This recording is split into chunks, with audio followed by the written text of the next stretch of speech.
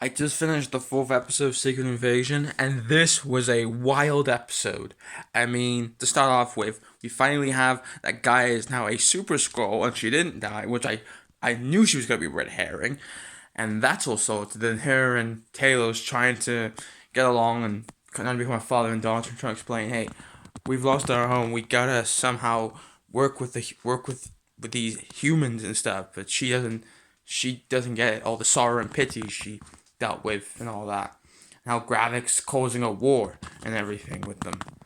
And we see more with Priscilla actually. We see another flashback with her and Fury after Avengers because it says Paris 2012. So I guess it's like in there's some probably just before the event of like Iron Man 3, I guess, like in that May December time, maybe somewhere like August, September, where it's more because in Paris it's very dark or something, and she's seeing her reaction to how did he's reacting to reacting to her, reacting to him about how did he form the team and all that. It was really good, and they use a poem to use it to express it as well, which I thought was really good.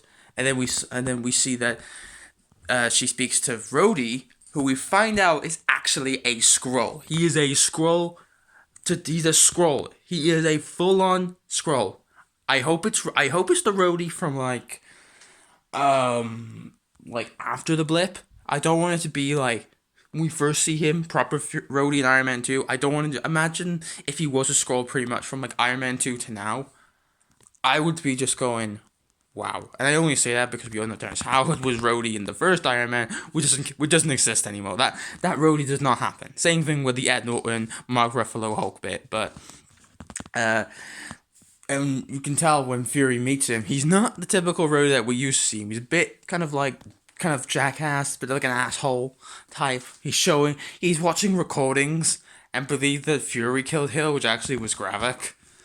And then we see that Gravik does the assassination on the president, but he almost does.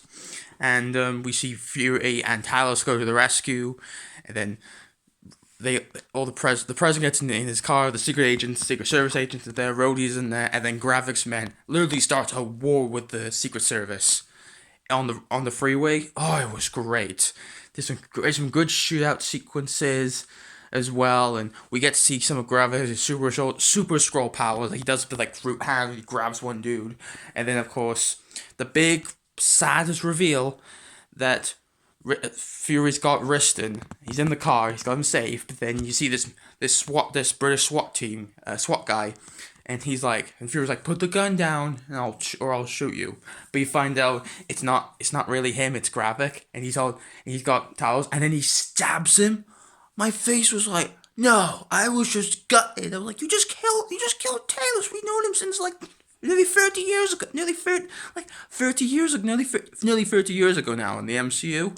You're like, you killed him then? I was like, oh, but it's so sad as well. And then they get away, and you're like, it's so sad at the end.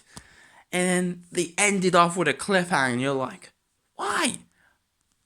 But it's so good though. That's why I believe it. It's just like, come on, it's so sad they gotta end it like that. And there's gonna be some big shoes to fill, especially with Gaia when she finds this out in episode 5.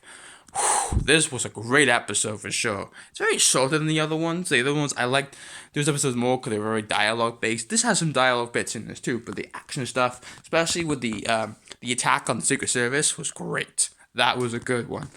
So, the series is going so strong. It's definitely a return to form of the Disney Plus shows. I'm glad we've gone back to more of the espionage stuff. We've dealt with the comedy stuff with She-Hulk and Ms. Marvel, which was nice. So I'm glad we're going back to the espionage stuff, which is really good. I'm glad.